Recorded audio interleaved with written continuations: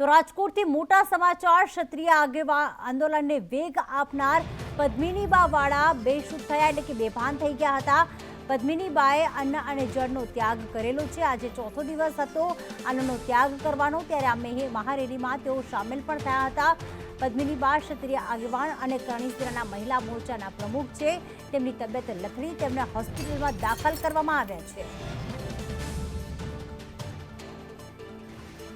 પદ્મિનીબા વાળાની આજે તબિયત લથડી હતી, તેઓ આ રેલીમાં જોડાયા હતા અને છેલ્લા 4 દિવસથી તેમણે અન્નનો ત્યાગ કરેલો છે।